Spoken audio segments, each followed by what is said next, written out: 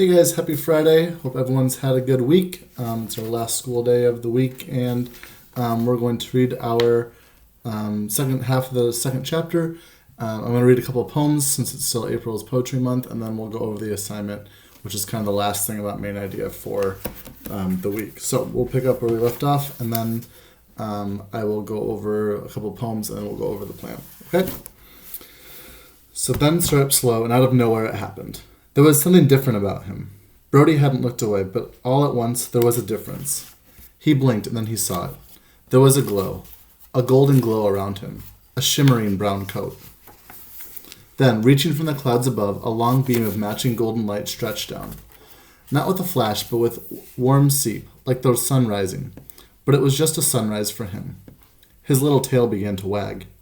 When the light from the sky reached the glow around the dog, he rose up. His body left the ground, and the glow brightened. All around him floated little golden balls of light like fireflies. They circled him in a gentle dance. As he lifted toward the sky, as the glowing grew, and the twinkling light swirled, the dog's body began to fade. It didn't fade into nothingness, though. It faded into light. His body glowed and faded and merged with the light, rising and growing brighter at the same time that it disappeared. And just like that, it was over. The golden light was gone. The swirling stars were no more. There was just green grass and blue sky, but the little dog was gone. Brody sat breathless. His tail had gone past wagging to stillness. It was something. It really was. Something you see once and are never the same again after. That's it, Tuck said, his voice soft. That's moving on. We call it forevering. Forevering? Yeah, because that world we came from, that was just for a while.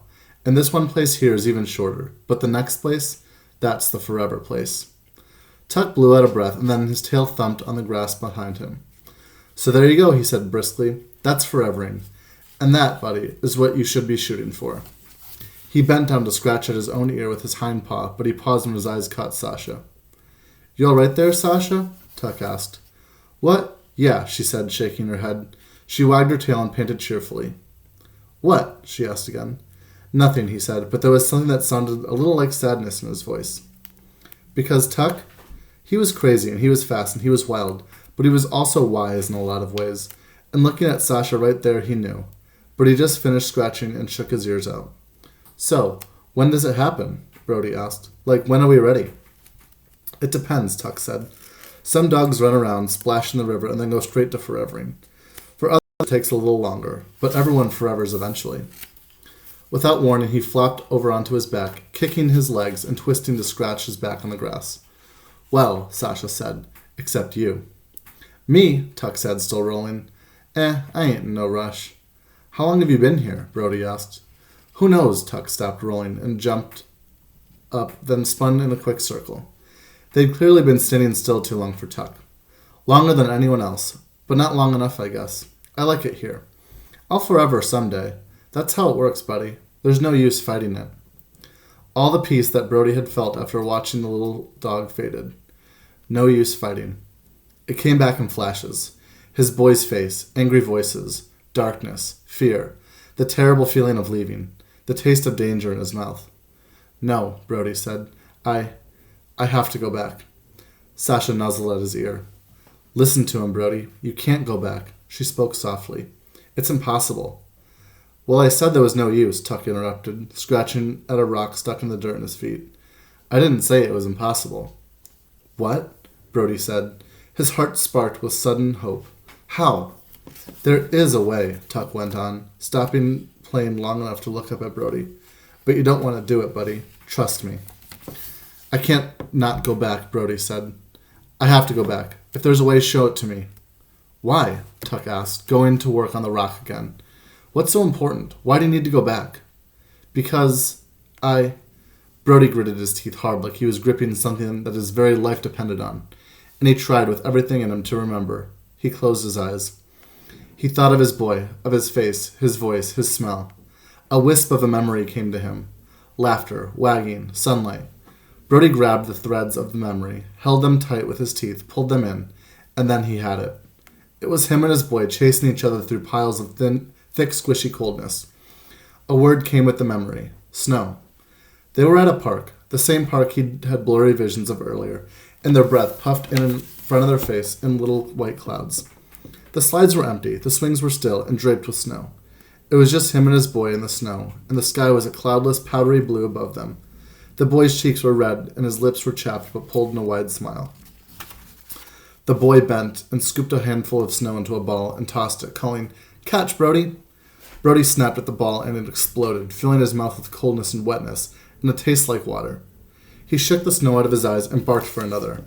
His boy laughed, a deep laugh, from way down in his belly, and it was the best sound in the whole world. He threw another snowball, and Brody caught them all, and his boy laughed every time. Brody was standing, the snow up to his belly, waiting for the next snowball, when a hollered voice from far away stopped his boy mid-throw. "Aiden!" it shouted. "Aiden, get over here!" His boy looked in the direction of the voice, and the snowball in his mitted hand fell to the ground. The smile faded from his face. "Brody!" Tuck's voice broke the memory. Brody blinked and looked around. Tuck was watching him. "You got one, didn't you?" he asked. "You got a memory." He opened his eyes. "Yeah, I did," he said, his voice tight with excitement. "There's a boy, Tuck. He's my boy. His name, I just remembered his name. It's Aiden." "Your boy, huh?" Tuck's voice was soft. "Yeah, there was snow and there was laughing, and there was a voice. Another voice." Brody's wag slowed. "A mean one." "So what?" Tuck asked. "So you want to go back to see your boy one last time?" Brody blinked. His mind was stuck on that voice. The other one. The angry one. That voice was tied up in the other memory too. The dark, monstrous one with teeth and shadows and fear. The one that lurked and growled just out of reach. He closed his eyes and tried to find it, tried to grab it in his jaws, tried to see it. He found a thread of it and he'd held on, chased it down. It was still blurry, still lost in the shadows, but he got more of it. There were sounds, shouting, slamming, the crash of something breaking, that same furious voice, shouting. His heart raced, and the memory so close he could almost feel it. His boy's arms around him. The sharp smell of his fear. Aiden was crying, that's the word. Warm, salty tears, shaking breaths, the sound of stomping feet pounding their way. Aiden began to tremble, holding Brody tight. Brody raised his lip in a snarl, but his body trembling too, just like his boy's. "No!" His voice was high, terrified. "Please!" Then worst of all, "Brody!" Brody looked at Tuck, and when he spoke, his voice was strong and true and steady. "No, it's more than that. He's in danger. And he needs me. My boy needs me. Take me now, Tuck." There was a moment of weighing, of deciding with Tuck's brown eyes locked on Brody. Brody didn't know how he knew. Maybe it was one of those understandings that Tuck had talked about. But somehow he knew that Tuck wasn't just thinking about what Brody had said or Brody's boy. He could see in his eyes that Tuck was thinking about something else too. Something that only had to do with himself. His eyes were clouding with deciding, and then they went clear. "It's a mistake," he said. "A big one, but fine, I'll take you there." For the first time since Brody had met him, Tuck's voice was completely serious. Then his mouth opened into a smile, and his tail began to wag. "But if we're going anywhere, we're running." That's the end of chapter 2. All right, before I explain today's assignment, I want to read 2 short poems from you that are from that same website, okay? The first one is called My Puppy Ate My Earbuds, which made me think of a lot of people in our class that have dogs. So my puppy ate my earbuds, my puppy ate my socks, my puppy chewed my tennis shoes and all my Lego blocks. He gnawed upon my iPod as if it were a bone. He nibbled at my Nintendo Switch and munched on my mobile phone. He grazed up upon my skateboard, consumed my catcher's mitts, and chomped my chess and checkers sets to tiny little bits. He polished off my pillow, my blanket, and my sheet. My homework seems to be the only thing my puppy will not eat.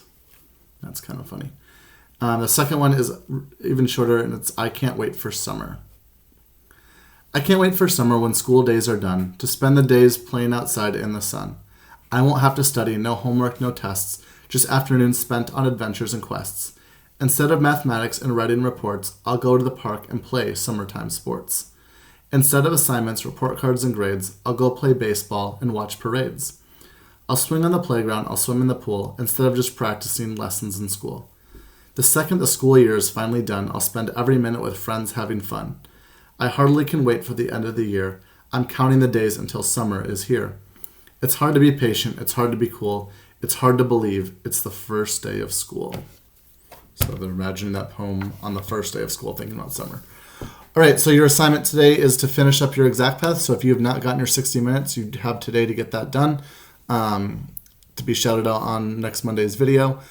Also today, make sure you're reading 20-25 minutes. And then your assignment today is you're going to reread the germ article. So just skim it again, the same article you read on Thursday.